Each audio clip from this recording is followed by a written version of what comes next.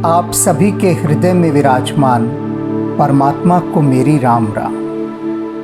ये जो यात्रा इस समय काकभूषण जी करवा रहे हैं पक्षीराज गरुड़ के माध्यम से, जिस जिस भक्त ने इस यात्रा को सुचारू रूप से कर लिया, समझ लीजिए कि उसका जन्म सफल हो गया। और अपने जन्म को सफल करने के लिए इन बातों को बिल्कुल पीना है, घूंट घूंट पीना है, घूंट घूंट पीना है। और इसके पीने से जो खुमारी चढ़ेगी, वो खुमारी ही इस राम राज्य की यात्रा की सबसे सुंदर सवारी है, आनंदित सवारी। ऐसी ऐसी प्यारी बातें, ऐसी ऐसी रहस्यात्मक, सुंदर, कलात्मक और जीवन को सार्थक बनाने वाली बातें काकभूषण जी बता रहे हैं कि भीतर उतरते ही इनकी घूंट चक्रों पर काम करेगी और वे चक्र जो सोए हुए हैं वे जागने लगेंगे। आज उसी क्रम में काकभूषण जी पक्षीराज गरुड़ को आगे उपदेश देते हुए जो बात कह रहे हैं वह बहुत ही सारगर्भित बात है। परम धर्म श्रुति विदित अहिंसा। कह रहे हैं कि वेदों ने जिसे परम धर्म कहा है वह है अहिंसा। सभी ने सुना होगा आपने, अहिंसा परमो धर्म। सभी अहिंसा को महत्व देते हैं। अब यहां अहिंसा को बड़े ध्यान से समझना है। बड़ी प्यारी बात कही वेदों ने, परम धर्म श्रुति विदित अहिंसा, कि वेदों में ये व्यक्त है कि जो सबसे बड़ा धर्म है, सबसे पहला धर्म है, वह है अहिंसा। अब इस शब्द की, अहिंसा शब्द की जो आत्मा है उसे ग्रहण नहीं किया गया।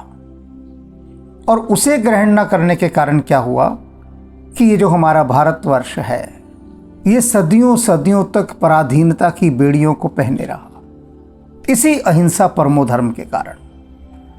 ये जो अहिंसा परमो धर्म का वाक्य है ये उसके गले की फांस बन गया, मुसीबत बन गया, क्योंकि हिंसा वो कर नहीं सका कि वेदों ने कहा है कि अहिंसा परमो धर्म। लेकिन अधूरा वाक्य उसने सुना, ये अधूरा वाक्य जीवन में उतार लिया और उसके कारण सारी अव्यवस्था हुई, सारी गड़बड़ हुई। अब इस बात को मैं एक उदाहरण के द्वारा स्पष्ट करूंगा। जो आध्यात्मिक उपन्यास है हमारा वन वन में राम, उसमें इस बात को, इस रहस्यात्मक बात को उजागर किया गया है। इस बात को कभी किसी ने उठाया ही नहीं, सब चुपचाप पतली गली से निकल गए कि नहीं नहीं इस बात को नहीं उठाना। और वो बात क्या, इसे समझिए। हम सब यही समझते हैं ना कि सीता जी प्रभु श्री राम की आज्ञा में रहने वाली, सदा विनम्र और नतमस्तक रहने वाली, बिल्कुल सही है, बिल्कुल सही है। लेकिन उनका एक दूसरा रूप भी था। वो दूसरा रूप क्या है? पत्नी का रूप। ये जो वन वन में राम आध्यात्मिक उपन्यास है, इसमें उनके उस पत्नी के रूप को दिखाया गया है। पत्नी का एक रूप होता है कि पति के साथ ऐसा क्लेश कर देना, ऐसा क्लेश कर देना कि बस पति भीतर ही भीतर उखड़ जाता है, कुछ टूट सा जाता है। ऐसा ही क्लेश सीता जी ने राम के साथ किया। और आपको ये बात बिल्कुल नई लग रही होगी, क्योंकि इन्हीं नई बातों को कहने के लिए तो हनुमान जी ने यहां बिठाया है। उन्होंने कहा देखो, दिखाया उन्होंने। शरभंग मुनि के आश्रम में जब शरभंग मुनि आत्मदाह कर लेते हैं राक्षसों के आतंक के कारण, राम वहां पहुंचते हैं, देखते हैं कि हड्डियों के ढेर लगे हैं ऋषियों के। पूछा कि ये क्या है? कि राक्षसों ने इन ऋषि मुनियों को खा लिया और इन हड्डियों के ढेर हमारे आश्रम के बाहर लगा दिए और कहा इन हड्डियों के ढेरों को हटाना नहीं है, जिससे उनका आतंक बना रहा है। अब राम जब पहुंचते हैं शरभंग ऋषि के आश्रम में, तो शरभंग ऋषि उस हवन कुंड में कूदकर ही आत्मदाह कर लेते हैं, अपनी आहुति दे देते हैं और राम से कहते हैं कि राम, तुमने आने में बहुत देर कर दी, बहुत देर कर दी। वे राम से बात नहीं करते, कोई संवाद नहीं होता, कोई बातचीत नहीं होती, और राम को देखकर बस एक संदेश राम के लिए पहुंचाते हैं कि राम तुमने आने में देर कर दी। और राम कि आंखों से आंसू टपक जाते हैं शरभंग मुनि का ये आत्मदाह देखकर। राम वहां पर प्रतिज्ञा करते हैं, निश्चरहीन करहूं मही भुज उठाए प्रणहीन। अपनी भुजा उठाकर ये प्रण करते हैं कि मैं राक्षसों से इस धरती को रहित कर दूंगा। कर दी प्रतिज्ञा। अब राम की प्रतिज्ञा तो अटल है। अब जब शरभंग ऋषि के आश्रम से आगे चले तो बस सीता जी का क्लेश शुरू हो गया। उन्होंने कहा कि राम से कि प्रियतम, मैं आप में किसी भी प्रकार का कोई अवगुण नहीं देखती। अब देखिए, पत्नी चाहे किसी की हो, राम की हो या रावण की हो या वाली की हो, जब अपनी पर आ जाए तो छोड़ती नहीं है। पति को ऐसा लपेट देती है, ऐसा रगड़ देती है, वो फिर कोई शर्म लिहाज नहीं रखती। तुम अवतार हो, होते हो अवतार। तुम महापंडित हो, होते रहो महापंडित। तुम महाबली हो, दूसरे का बल आधा ले लेते हो, लेते लेते रहो। पत्नियां नहीं छोड़ती, किसी को बख्शती नहीं है। तो राम को नहीं बख्शा, लपेट दिया पूरी तरह से। और कहती हैं सीता जी कि लेकिन एक अवगुण मैं आप में देखती हूं, एक अवगुण। अब भक्तगण बड़े आश्चर्यचकित हो रहे होंगे कि सीता जी और राम से इस तरह से बात कर रही है। लक्ष्मण जी भी वहीं खड़े थे और लक्ष्मण जी को वट चढ़ रहा है कि ये कौन सा तरीका है। आज तक तो कभी सीता जी ने ऐसी बात नहीं की, इस ढंग से, इस लहजे से, इस बेअदबी से, इस अभद्रता से। बड़ी विचित्र बात है। पर वे चुप रहे, भाई रहना था। पति पत्नी में संवाद हो रहा है, वो बीच में बोलने वाले कौन होते हैं? राम की पत्नी है, राम को फटकार रही है, अधिकार है उनको फटकारने का, और किसी को तो है नहीं अधिकार। तो वो कहती है लेकिन एक अवगुण मैंने आप में देखा कि आपको हिंसा बड़ी प्रिय है। ये जो हिंसा है ना, ये आपका सबसे बड़ा अवगुण है और कोई अवगुण नहीं है आपके अंदर। तो राम पूछते हैं कैसे? तो कहती है आपको वनवास मिल गया, लेकिन ये धनुष्मान आपसे नहीं छोड़ा गया। ये तलवार, ये धनुष्मान, इसे साथ साथ धारण किए चल रहे हैं, साथ साथ। ये जो हिंसक चीजें हैं हिंसा की, इन्हें आप ढो रहे हैं। उसने देखा था राम ने किस तरह से विराट का वध किया था, किस क्रूरता और नृशंसता के साथ राम ने विराट को मारा था। और पहली बार सीता जी आश्चर्यचकित रह गई ये देख कर के जिन अपने प्रियतम राम को मैं इतना सुकोमल समझती थी, वे तो कितने बड़े योद्धा हैं। उस राक्षस को जिस ढंग से मारा, और वो मारने का ढंग भी इसमें है, वन में राम में। अब राम देख रहे हैं सीता की ओर, और सीता बारंबार यही कह रही है कि यदि मेरी बात मानते हैं आप, तो ये धनुष मोड़ तलवार इसको अभी यहाँ त्याग दो, और वनों में हम बहुत गहरे चलते हैं, उन गहराइयों में जाते हैं जहाँ राक्षस आते ही नहीं, वहाँ अपने हम 14 वर्ष निपटा देंगे शांतिपूर्वक। हमें लड़ाई झगड़ा नहीं करना। और आपको क्या आवश्यकता थी प्रतिज्ञा करने की? क्या आवश्यकता थी कि मैं राक्षसों को इस धरती से रहित कर दूंगा? आप जरा खुद सोच कर देखिए, जो मातृशक्ति है, उनके पतिदेव यदि कहीं जाएं और देखें यहाँ तो आतंकवादियों ने बुरा हाल कर रखा है, लोगों को मार देते, उनको घर से निकाल दिया, उनके घरों पर अधिकार कर लिया, और उनके पतिदेव शक्तिशाली हों और वे वहाँ ये प्रतिज्ञा करके आ जाएं कि मैं किसी आतंकवादी को नहीं छोड़ूंगा, तो वो स्त्री क्या कहेगी? पति की जान खा जाएगी कि आपने ठेका लिया है। मारते हैं वो मारने दो, आपको तो नहीं मार रहे ना। आपको क्या जरूरत है दूसरों के पचड़ों में पड़ने की? क्या जरूरत है कहने की मैं इस धरती को राक्षसों से रहित कर दूंगा? अब बड़ा भयंकर क्लेश सीता जी ने किया। तो राम जो उत्तर देते हैं सीता को, वो सीता को तब समझ में आता है जब खर, दूषण और त्रिशिरा वहां पर राम को मारने आते हैं। वह उत्तर सीता को तब समझ में आता है जब रावण उनका हरण करके लंका में ले जाता है। इसीलिए कहते हैं ना कि शब्द आपने सुन लिए, अर्थ भी भीतर आ गया लेकिन समझ नहीं आई। तो राम ने जो उत्तर सीता को उस समय वहां दिया था, वह उत्तर सभी के लिए जानना बहुत आवश्यक है कि राम ने हिंसा का समर्थन क्यों किया था। शस्त्रधारी राम है, राम ने कभी शस्त्रों का त्याग नहीं किया, शस्त्र सदा साथ रखे हैं राम ने।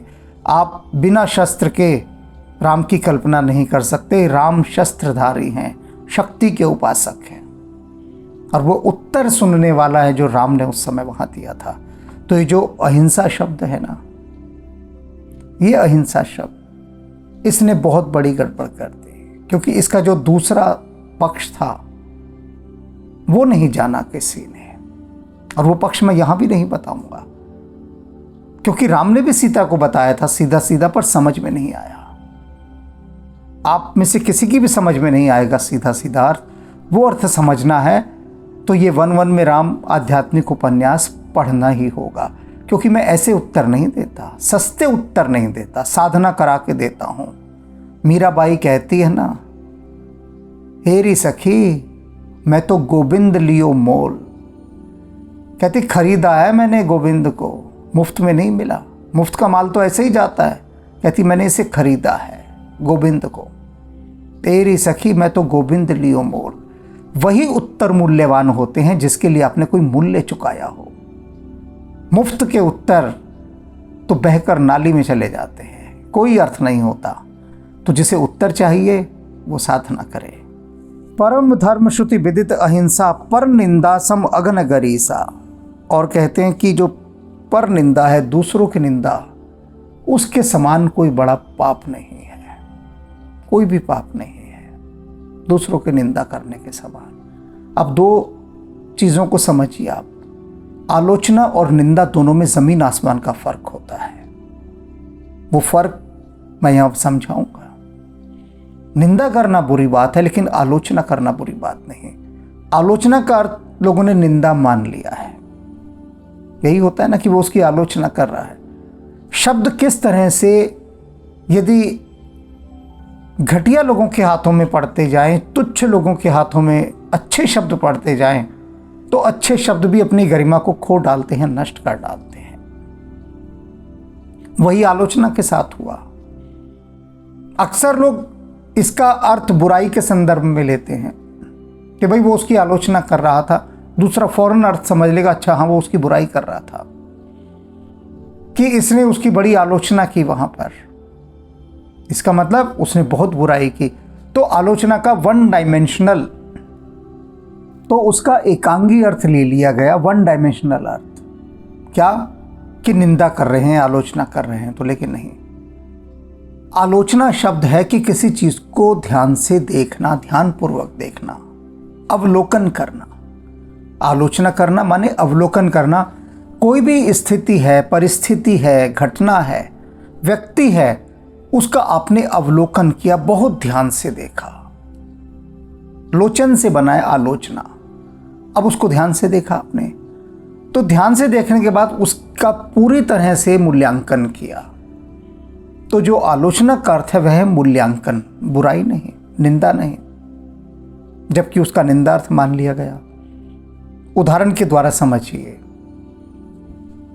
आपके मोहल्ले की सारी सड़कें टूटी पड़ी हैं, गहरे गहरे गड्ढे हैं, और गड्ढे भी ऐसे कि भयंकर झटके लगे, देखने सुनने वाला कोई नहीं उसको। तो आप आलोचना करते हैं उसकी। क्या आलोचना?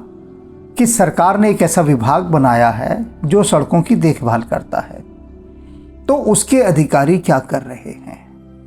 वे अधिकारी कर्तव्य का पालन नहीं कर रहे, कर्तव्य से विमुख हो गए हैं, और इस प्रकार से प्रजा का ध्यान ना रखने के कारण प्रजा दुख पा रही है, कष्ट पा रही है, उसे बेहद तकलीफ हो रही है। तो ये जो अधिकारी हैं जो अपने कर्तव्य का पालन नहीं कर रहे, ये निकम्मे हैं और दंड के अधिकारी हैं।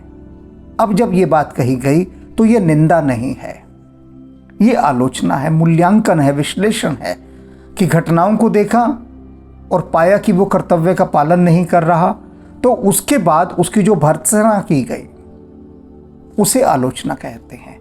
कोई अच्छे काम कर रहा है, उसकी प्रशंसा की जा रही है, वो भी आलोचना है। कि उसकी आलोचना की गई यानी अवलोकन करने के बाद, स्टडी करने के बाद जो निष्कर्ष निकला। अब निंदा क्या होती है? निंदा होती है कि किसी में कोई दोष नहीं है, लेकिन दोष ना होने के बाद भी आप उसे दोषी ठहरा रहे हैं, उसे निंदा कहते हैं। मुझे एक फिल्म याद है, सत्यकाम, जो धर्मेंद्र की थी और अपने समय की बहुत अच्छी कलात्मक फिल्म थी। एक बेहद ईमानदार आदमी पे कि ईमानदारी यदि आदमी के पास हो तो उसे कितनी सेध जाती है। सेधना माने नुकसान करना बहुत ज़्यादा, क्योंकि शुद्ध ईमानदारी, बिल्कुल शुद्ध विशुद्ध ईमानदारी संसार डाइजेस्ट नहीं कर सकता। ईमानदार आदमी को संसार कभी बर्दाश्त नहीं करता, इसलिए वह चाहता है कि थोड़ा बहुत तो वो बेईमान हो, अन्यथा वो उसे बिल्कुल इनकार कर देगा सिरे से। तो वहाँ पर जो धर्मेंद्र साहब हैं, एक बहुत बड़े अधिकारी हैं, सरकारी अधिकारी, अफसर, तो उनको रिश्वत पेश करवाता है एक उद्योगपति अपने किसी दलाल के माध्यम से, और वो रिश्वत लेने से न केवल इनकार करते हैं, उस दलाल को धमका भी देते हैं धर्मेंद्र साहब। अब वो जो ईमानदार अधिकारी है वो धमका के भगा देता है जो रिश्वत देने वाले आता है, उसका प्रतिनिधि। तो वो दलाल उस उद्योगपति को जाकर क्या कहता है कि वो जो सरकारी अफसर है ना, एक नंबर का हरामखोर है, रिश्वत लेता ही नहीं। मतलब जो रिश्वत नहीं ले रहा उसके लिए वो शब्दों का इस्तेमाल कर रहा है कि वो एक नंबर का हरामखोर है। इसे निंदा कहते हैं, इसे निंदा। तो निंदा और आलोचना में अंतर पता लगा। तभी ये कह रहे हैं यहां पर कि पर निंदा सम अग्न गरेसा, पाप है ये सबसे बड़ा, कि जो व्यक्ति निंदा का पात्र ही नहीं है, उसमें वो अवगुण है ही नहीं, और आप जो अवगुण उसमें है नहीं उसमें वह अवगुण बताकर उसकी निंदा कर रहे हैं, उसे दोषी ठहरा रहे हैं, तो ये सबसे बड़ा पाप है। हर गुर निंदक दादुर होए, और कहते हैं कि भगवान शिव, हर और गुरु, इनकी निंदा करने वाला अगले जन्म में मेंढक बनता है। मेंढक क्या करता है? टर्राता रहता है ना हर समय, अर्थात क्या, अनावश्यक बोलना। तो जो भगवान शंकर की और गुरु की निंदा करता है वो मेंढक बनता है।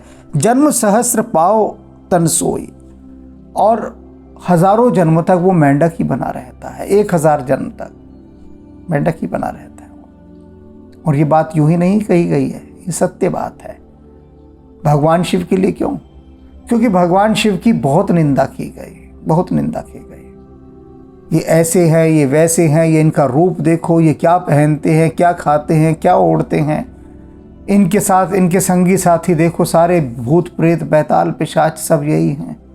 तो देवता भगवान शिव को कोई पसंद थोड़ी ना करते थे। कहते हैं महादेव, महादेव कहते हैं, लेकिन देव ही खुद वो कहते हैं देखो हम तो कितने सुंदर हैं, सुंदर सुंदर हमारे मुकुट हैं, वस्त्र हैं, आभूषण हैं, और ये क्या शमशान की भस्म लगाते हैं, तो बड़ी निंदा करते हैं। तो इसलिए यहाँ पर कह रहे हैं काकभूषणी जी। और भगवान शिव ने ही पक्षीराज गरुड़ को भेजा है काकभूषणी के पास कि जाओ उनसे उपदेश प्राप्त करो, उनसे राम कथा सुनो। और काकभूषणी क्या कह रहे हैं कि जो भगवान शिव की निंदा करता है और गुरु की निंदा करता है वो 1000 जन्म तक मेंढक बन के रहता है। अब आगे क्या कहते हैं? द्विज निंदक बहु नरक भोग करे, और जो द्विजों की निंदा करता है, ब्राह्मणों के, द्विज माने ब्राह्मण, उसकी जो निंदा करता है वो क्या करता है? बहु नरक भोग कर, और वो बड़े नरकों को भोगता है, ब्राह्मण की निंदा करने वाला। अब यहां पर कुछ की बुद्धि खुजला रही होगी बुरी तरह से कि देखो ब्राह्मणों ने अपने ऊपर कितना अपने को ऊपर रखा हुआ है। क्या कहलवा रहे हैं ब्राह्मण? कि द्विज निंदक बहु नरक भोग करे, कि जो ब्राह्मणों की निंदा करने वाला व्यक्ति वो बहुत बहुत प्रकार के नरकों को भोगता है। जग जन्मई बायस शरीर धरी, और न केवल भोगता है बल्कि अनेक जन्मों तक कोए का शरीर धारण करता है। अब इन बातों को हम थोड़ा सा समझेंगे ध्यान से। अनेक लोग जिनकी आदत है वैमनस्य फैलाना, द्वेष फैलाना, जहर भरना, वे लोग इन पंक्तियों का बड़ा दुष्प्रचार करते हैं, यानी इन पंक्तियों की निंदा करते हैं। अभी ऊपर कहा ना, जो निंदा करते हैं, खुद समझ नहीं है अपनी, छोटी समझ, ओछी समझ, और उसके चलते वे अर्थ का अनर्थ कर देते हैं। यहाँ क्या कहा गया है कि जो ब्राह्मणों की निंदा करता है वो अनेक जन्मों तक कौवा बनता है। तो अब ये लोग जो जातिवाद पर हो हल्ला मचाते हैं, वो कहेंगे देखो ब्राह्मणों को कितना उच्च बता रहे हैं, कि ब्राह्मणों की निंदा मत करो, बस ब्राह्मणों को निंदा से भी परे रख दिया।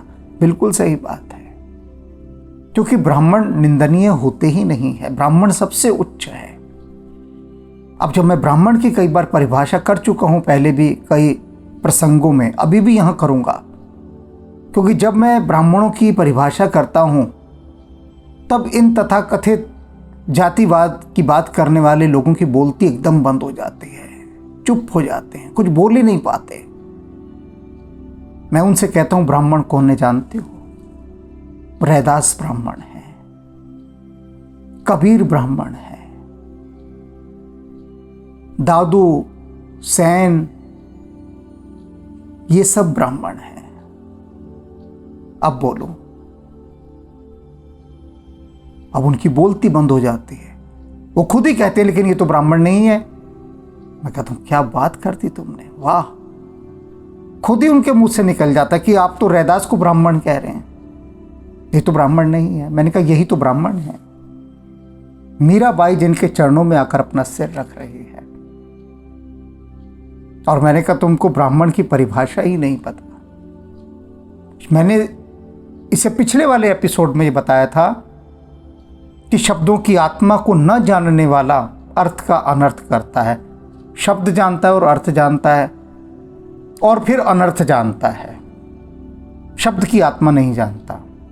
ब्राह्मण, पंडित, पुजारी, पुरोहित, इनमें बहुत फर्क है, बहुत फर्क है।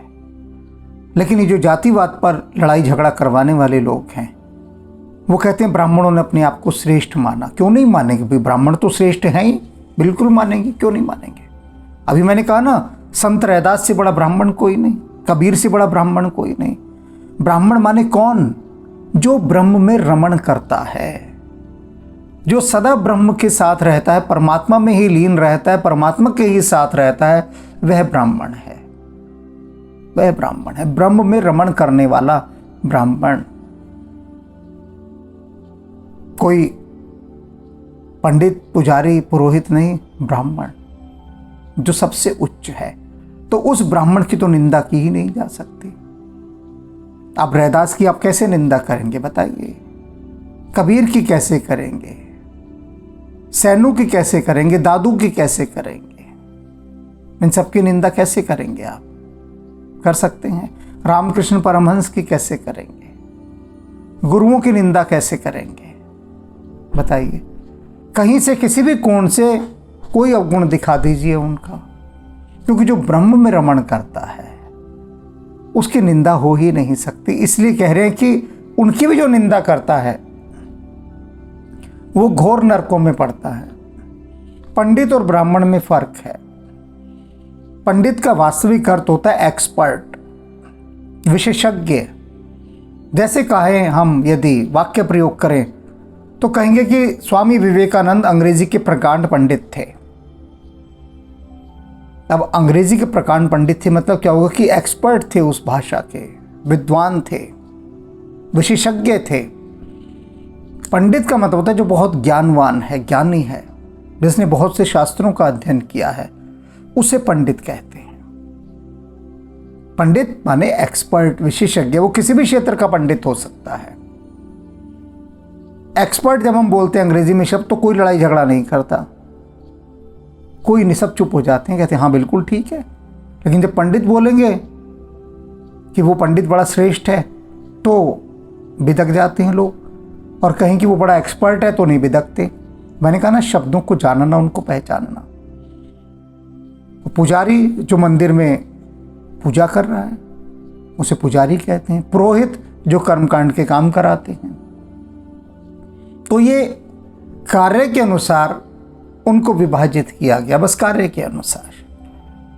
ब्राह्मण तो कभी निंदनीय हो ही नहीं सकता। पंडित हो सकता है, पुजारी हो सकता है, पुरोहित हो सकता है, किन्हीं किन्हीं तलों पर उनकी कहीं कोई अवगुण के कारण निंदा हो सकती है, लेकिन ब्राह्मण नहीं, द्विज, ब्राह्मण को द्विज कहते हैं। इसका दूसरा जन्म हुआ हो, क्योंकि पहला जन्म कौन सा है?